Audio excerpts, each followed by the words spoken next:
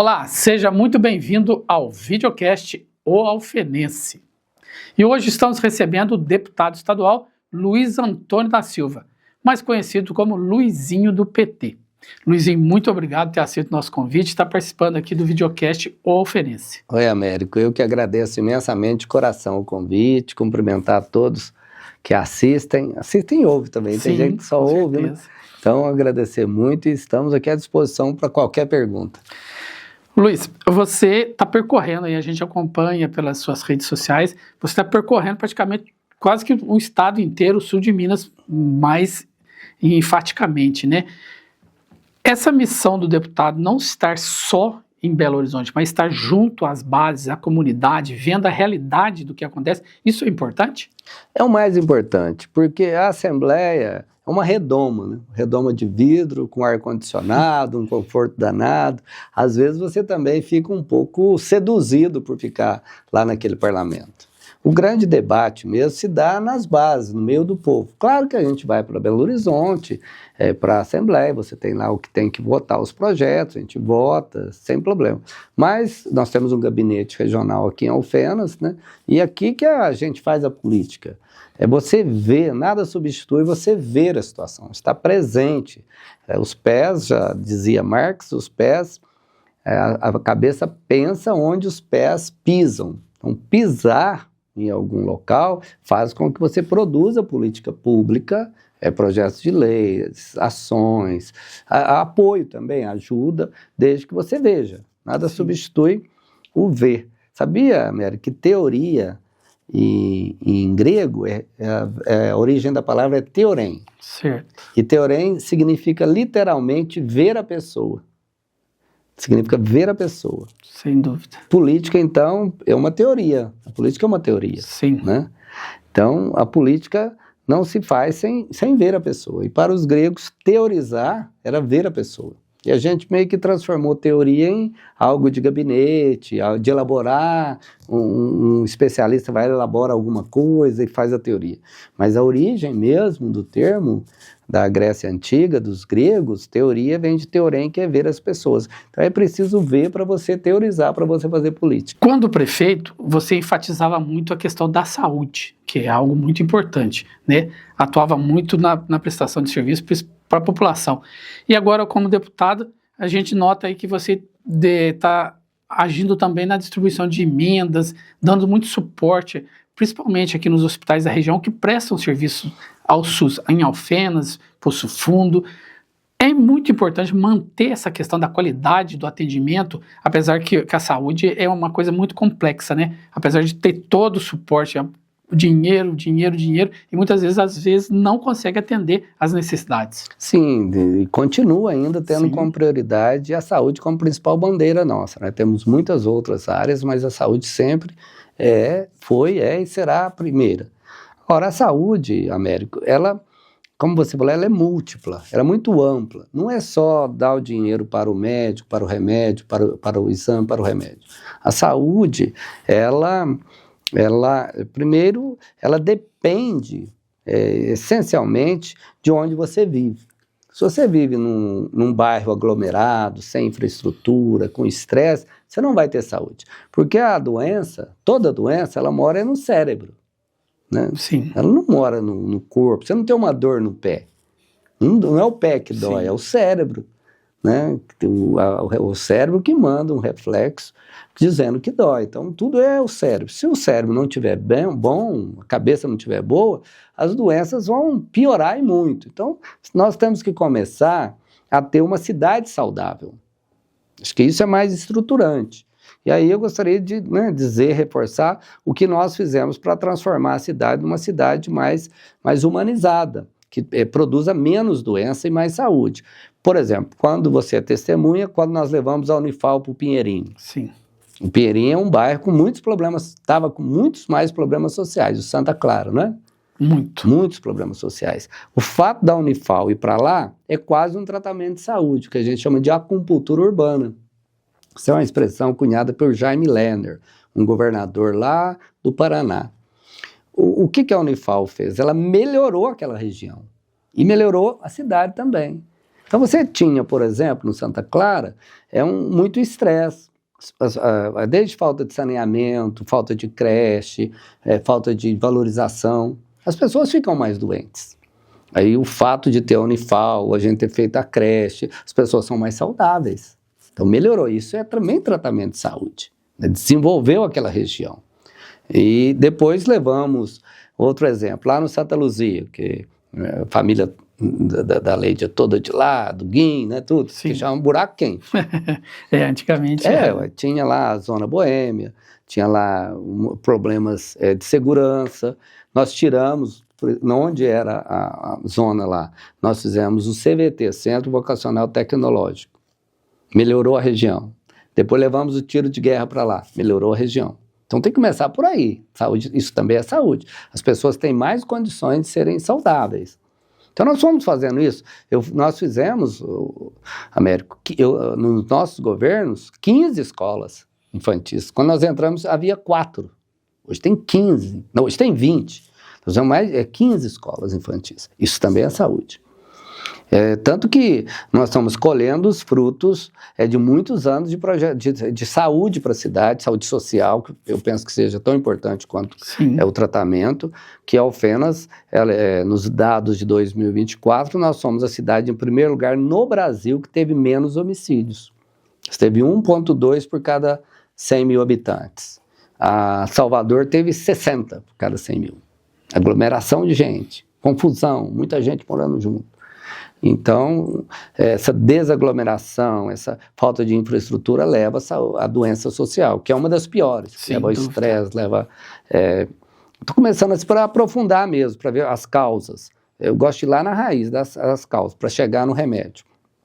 Mas, se você pega, por exemplo, nós fizemos um programa agora que chama PISC, Programa de Integração Sociocultural para Pessoas da Terceira Idade. Integrando ela com as escolas, com o cinema, não só segregando para fazer todo mundo num lugar só, mas para ter integridade, ter jovem, ter adulto, ter idoso.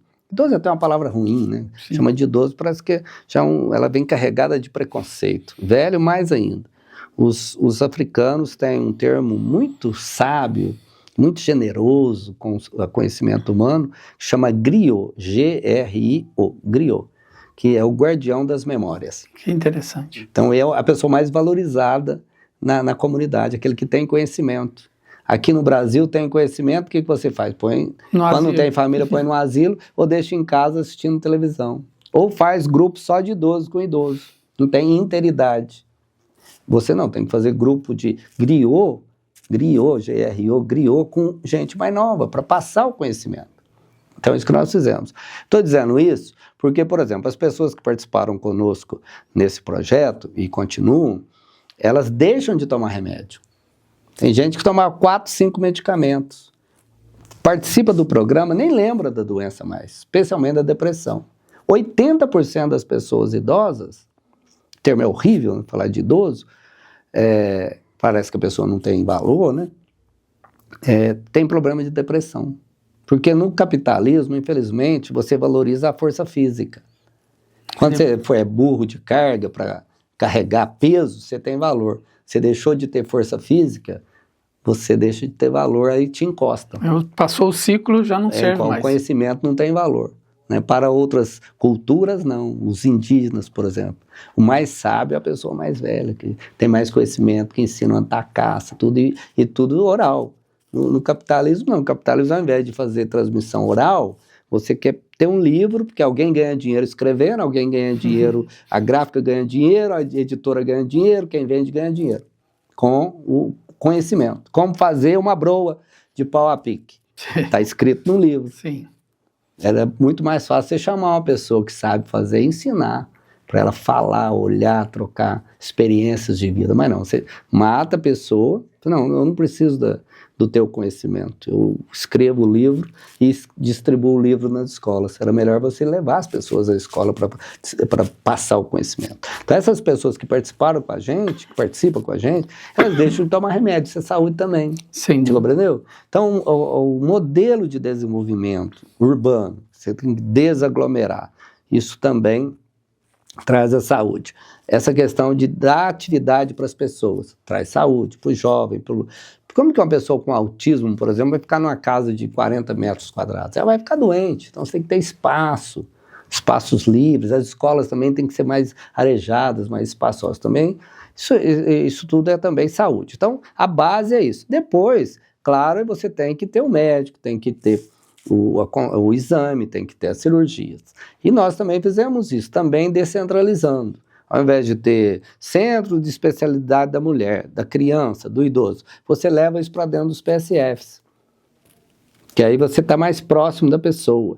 Então, o cardiologista, por exemplo, ele vai lá no PSF do Pinheirinho e faz a consulta lá.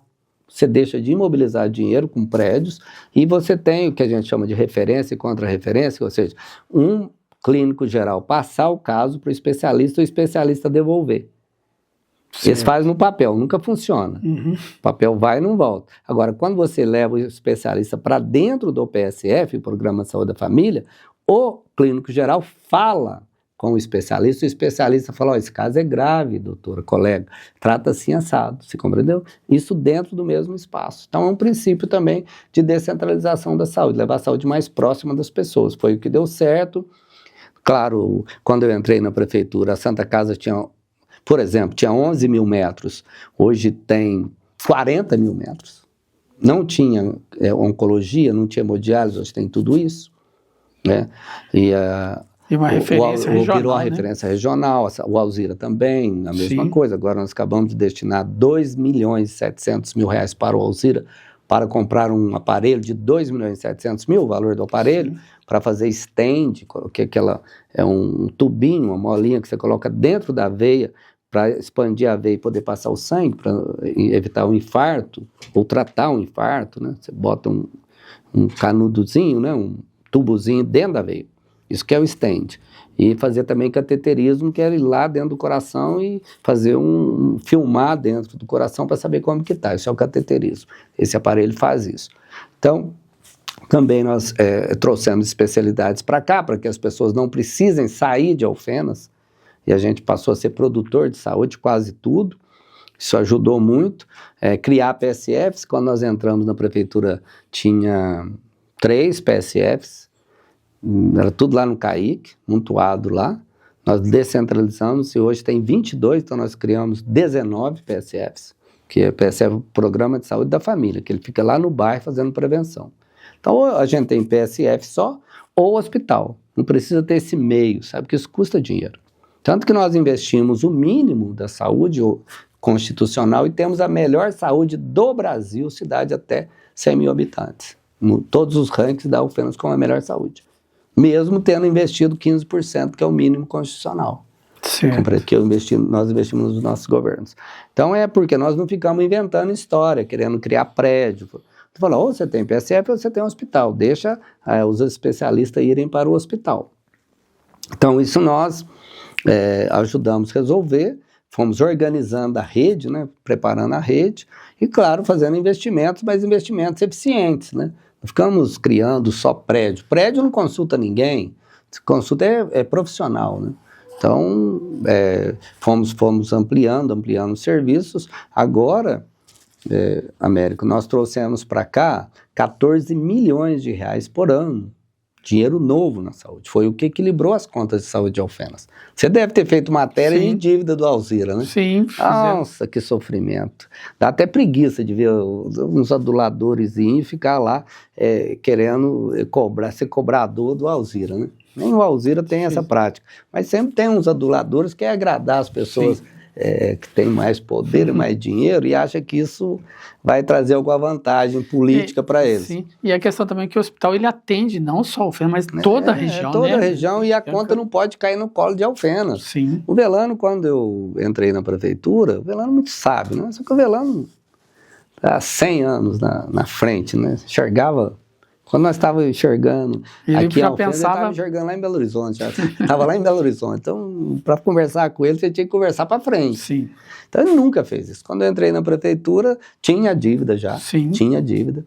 Ele falou, Luiz, o que você faz? Primeiro, eu quero que empenhe toda a dívida, porque às vezes não empenhava. Empenhar é reconhecer. Reconhece para reconhecer posterior. Tudo.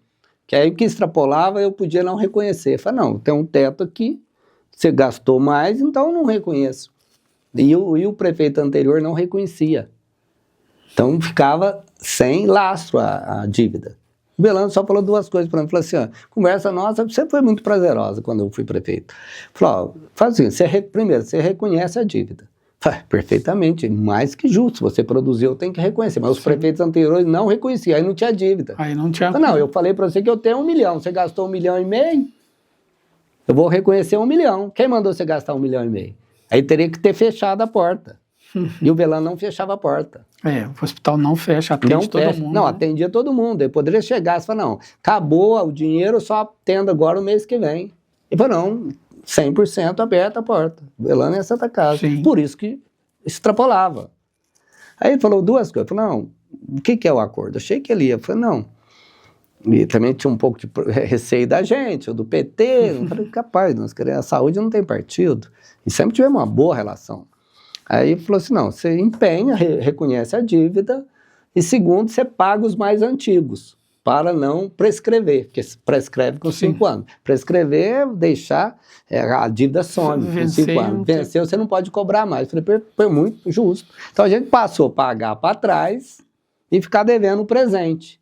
Você compreendeu? Pago atrasado e mantém. Porque é óbvio, eu não posso falar, vou pagar o meu.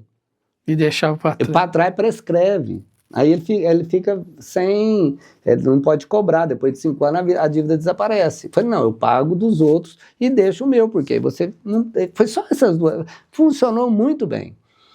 E nós também não tínhamos como ampliar o recurso, nunca ampliamos, a primeira vez precisou de um mandato de deputado, é óbvio. Sim. A democracia é representativa, se uma cidade se preparou, lutou, conseguiu um mandato, ela está melhor colocada do que as outras que não conseguiram. É óbvio. É óbvio.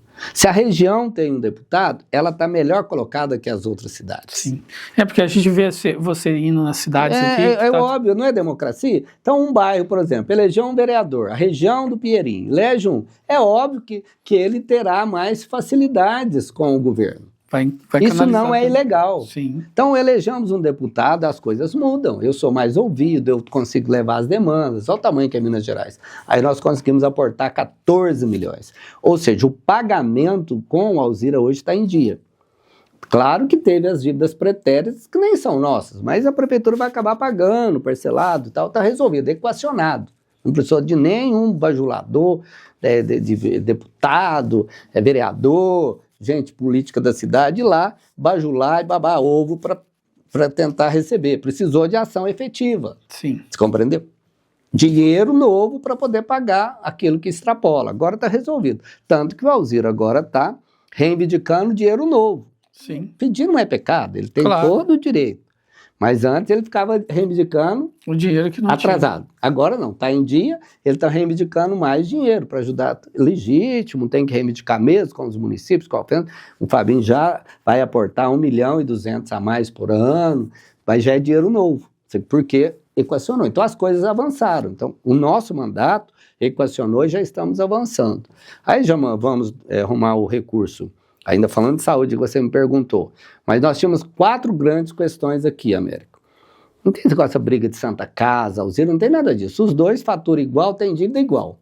Porque a Santa Casa, a gente acabou passando para a Santa Casa a regional, o prédio, isso entrou no pagamento da dívida. O restaurante popular também, porque acho que até felizmente o Fabinho descentralizou a alimentação. Então, quando eu entrei, tinha mais de 1.000 almoços lá, no restaurante popular. Agora tinha 50. Não tem condição. Não justificava você ter um prédio daquele tamanho para você fazer 50 refeições. Então, melhor que a pessoa quer fazer comida na casa dela. Ela quer o gás, tendo arroz, tendo feijão, ela prefere fazer a comidinha dela. Sim. Não é certo? Então, isso está acontecendo. Foi uma evolução. De 1.000 baixou para 50. Então, lá agora vai ser um ambulatório de especialidades. Então vai ter médico, pediatra, cardiologista, tudo nesse aspecto. Falei, ó, a gente tem clínico geral, a Santa Casa tem um resto, ou a Alzira tem um resto. Porque se você tiver um problema, vai para dentro do hospital, já resolve. Então nós tínhamos 4 grandes desafios na cidade. O primeiro era a dívida. Primeira coisa que nós enfrentamos, eu, Reginaldo Lopes, deputado federal, nos ajudou. Está resolvido. Segundo, as máquinas de hemodiálise, que eram tecnologia ultrapassada, mais de 10 anos. Então tem máquinas muito mais modernas. Imagina um celular há 10 anos, um celular agora. Não tem nem comparação. Máquina de saúde também é a mesma coisa. Tem coisa que de 10 anos, então nós tínhamos que trocar as máquinas. E depois de começar a dar defeito. Tínhamos 70 máquinas. Equacionamos. Primeiro problema, que era o mais grave. Máquinas de hemodiálise, urgente, urgentíssimo. Tinha que trocar, trocamos. 70 vieram máquinas do Japão, as melhores do planeta Terra. Se o Elon Musk precisar fazer hemodiálise, que não queremos em absoluto, mas se precisasse, ele faria numa máquina dessa, que não tem mais moderna. Hemodiálise é para trocar, filtrar o sangue quando a gente perde os rins. Sim. Depois a questão da oncologia, que tem que dobrar de tamanho, tem que ter tratamento infantil e também mudar, ter um novo acelerador linear, que é o aparelho de radioterapia, que já está com mais de 10 anos. Já tem tecnologia mais nova. Era outro grande desafio. Porque a hemodiálise só faz aqui, o tratamento de câncer só faz aqui. Se você for fazer hemodiálise lá, a máquina quebrar, você volta para casa. Você não tem jeito de ir para Varginha, nem para Poços. Oncologia também, se você for lá, o aparelho de radioterapia der problema, você volta para casa. Você não vai para outra cidade. E o outro era a cardiologia. Entretanto, claro que ela ficou em quarto lugar, porque a cardiologia é importante. Você ter o stand e ter também o aparelho de fazer o cateterismo. Entretanto, se você não faz aqui, você pode ir para Poços, que é referência, o Varginha ou Pouso Alegre. Então você tinha uma segunda opção. Certo. Os outros 3 não tinham. Os outros 3 desafios não havia. Por isso que nós enfrentamos os 4 nessa ordem. E o último foi, ainda bem que foi dentro do mandato, né, o último que a gente enfrentou, o desafio que a gente enfrentou e resolveu foi comprar essa máquina de hemodinâmica. 2.700.000 dinheiro já está na conta do Alzira. Então, nós resolvemos os 4 grandes macro desafios. Está equacionado. Agora é continuar fazendo os mutirões, continuar fazendo mais exames, continuar fazendo mais consultas. Alguém que está me assistindo vai dizer, mas eu estou com um exame atrasado, eu estou com uma consulta. Perfeitamente, isso acontece. Mas nós avançamos, estamos lutando para diminuir. E tendo equacionado os grandes problemas macros, o resto caminha. O resto vai caminhar. Facilita você puxar. Você entendeu? É igual você ter um problema na locomotiva de um trem. Tá ruim, o motor tá ruim. Aí você tem um problemazinho no vagão. Mas o vagão, se você consertar o vagão, você não vai puxar, certo? Agora, nós consertamos a locomotiva, que é a saúde macro. Agora a locomotiva vai estar todo vapor. Puxa toda a solução, todos os desafios dos outros, para a solução de todos os outros desafios, que é do exame, que é de um ultrassom.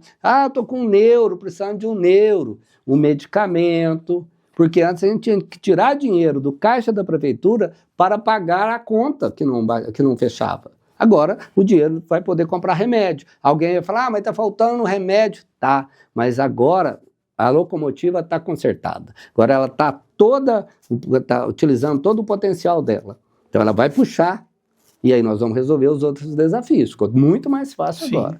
Por isso nós temos que continuar trabalhando.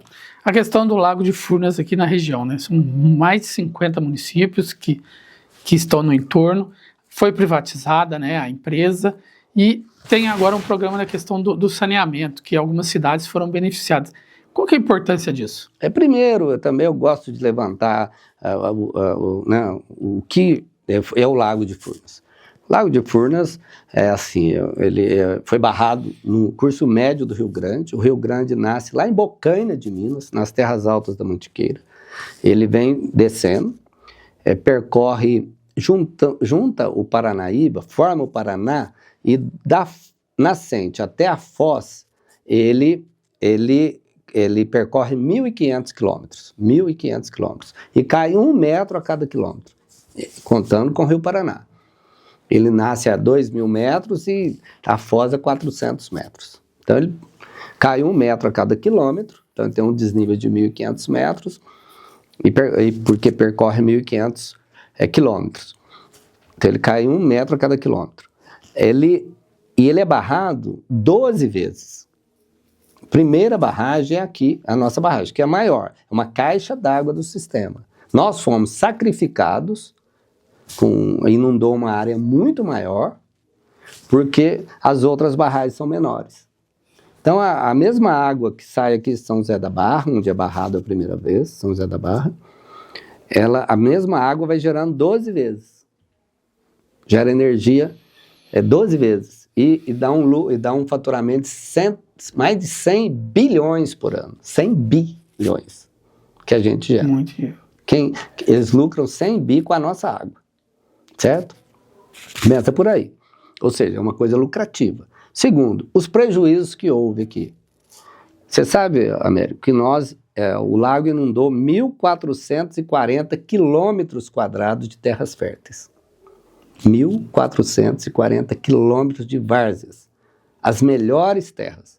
Porque como a gente é de montanhas, né, o material orgânico desce das matas, né, as folhas, assenta-se às margens dos rios, e aí ele fica fértil. Diferente do Nilo, que o Nilo é ao contrário.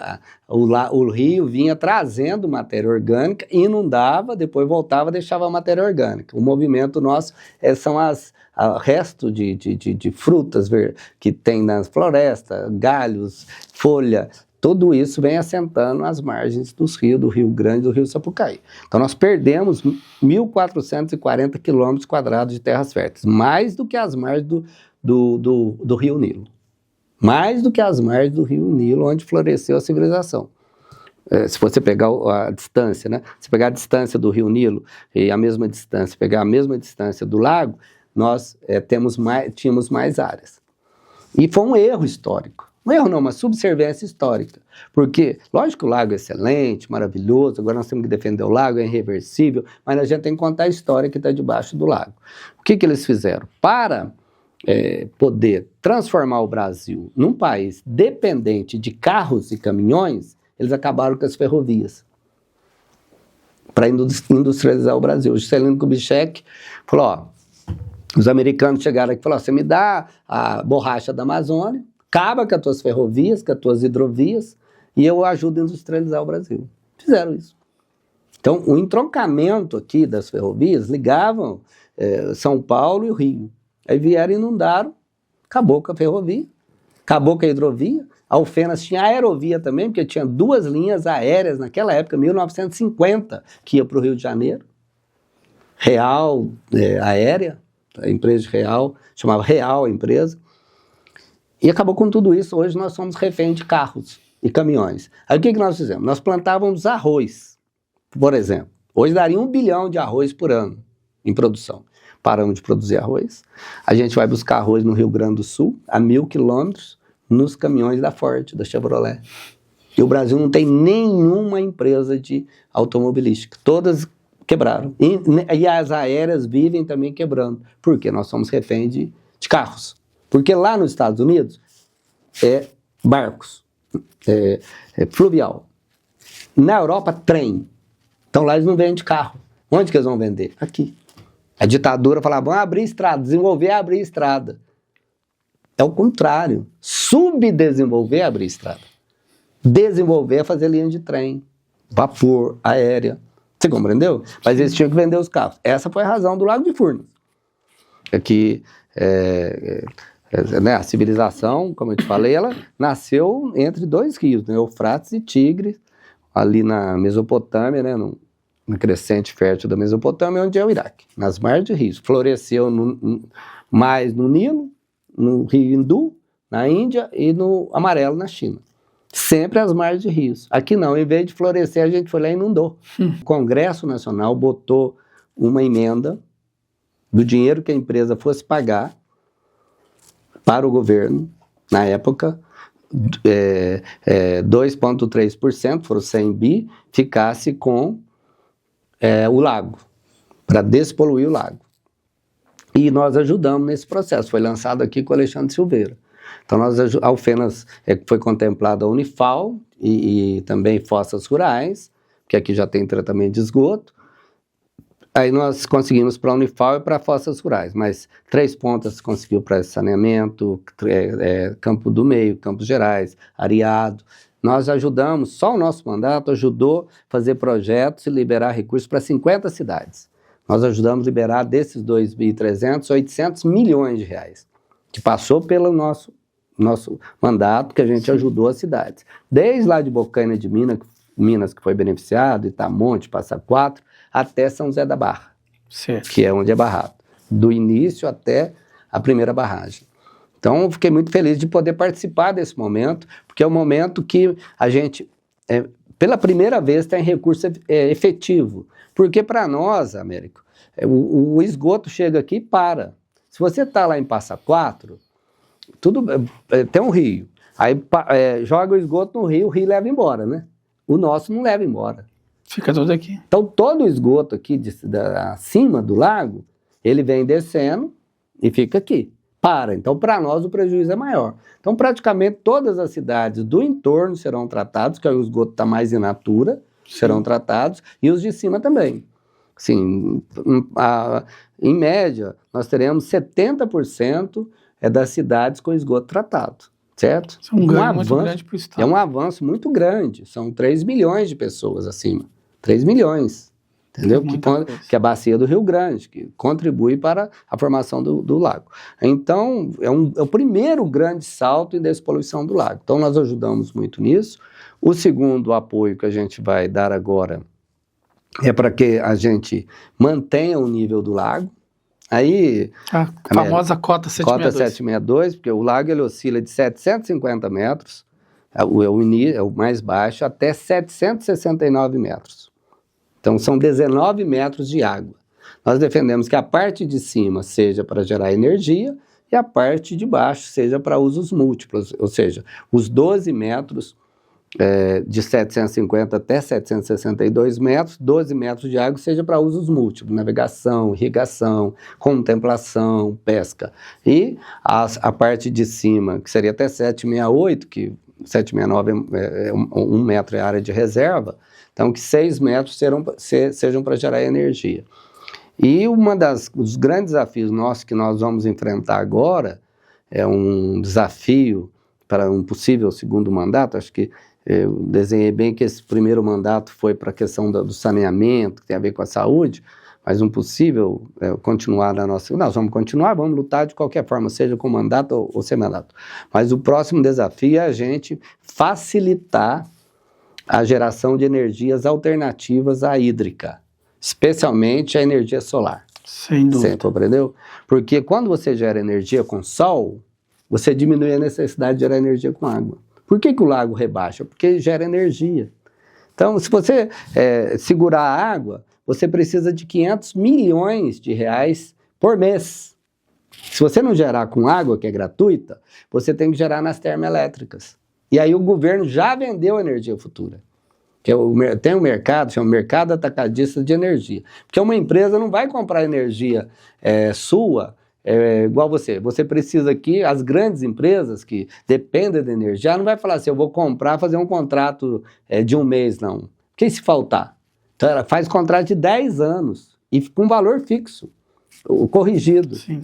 Então, já foram vendidas energias que vão ser produzidas, você produz energia, 1 megawatt por R$100 com hídrica, termo é 2.000, você compreendeu? Então, o problema de Furnas é financeiro. Não é São Pedro responsável, não. É financeiro, que não deixa manter a cota. Então, nós precisamos de fontes alternativas de energia. Então, nós vamos lutar para ter fazendas solares e facilitar com que a CEMIG aceite, que a CEMIG não aceita, cria problema, igual nós fizemos aqui no tratamento de lixo, aqui, de manejo do resíduo sólido. Você sabe que lá vai gerar energia agora do gás metano, que é produzido pelo lixo. O fato da gente ser regional criou volume, escala, então vai produzir para 15 mil pessoas.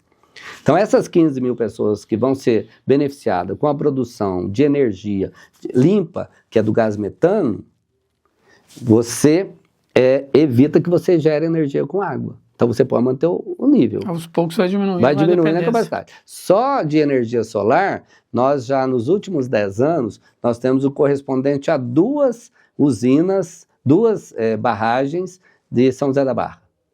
2 barragens e meia. Você compreendeu? Sim. De energia solar. Então, isso vai diminuir a necessidade de energia hídrica.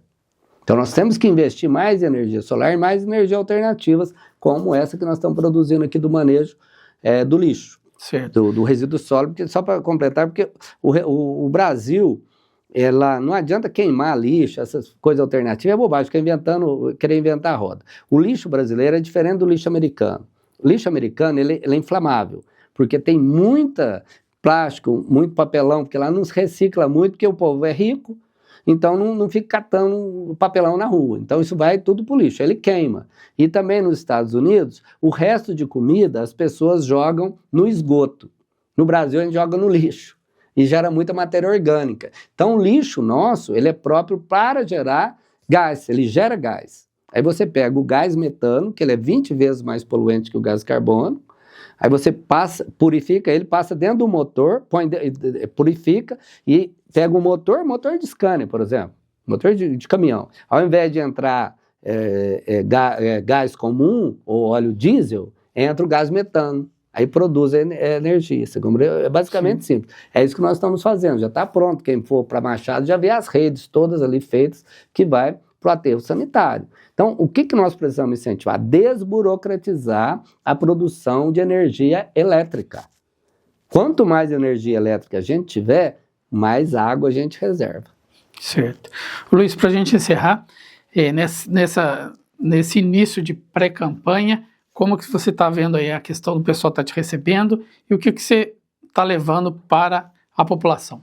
Olha, eu tenho a vida inteira na política, né? Eu sempre falo, o povo fala, você é político? Eu falo, eu sou. Você é entrevistador, você faz entrevista. Eu sou político, a gente faz política. Política no sentido amplo, não é política eleitoral de ganhar voto. De conversar, de ouvir, de trazer proposta, igual nós estamos falando aqui, de buscar recursos também, que um deputado não é só trazer recursos. Isso é uma perna, uma parte do nosso trabalho. O outro é ouvir, propor, né? A gente ficasse conversando, a gente ficaria conversando o dia todo sobre propostas, sugestões, leis que nós já apresentamos. Então, por eu fazer política, as pessoas são muito agradáveis, são muito generosas com quem faz política de verdade. Sim. Porque política é conhecer, ouvir, não é ficar mandando uma cartinha só, entendeu? É igual nós estamos conversar, ir na casa, tomar um café, ouvir a pessoa, às vezes ver um problema de saúde também, interceder para resolver, se não tem nada de errado nisso. A gente vê uma pessoa precisando de alguma coisa, interceder para resolver também. Às vezes é um problema burocrático,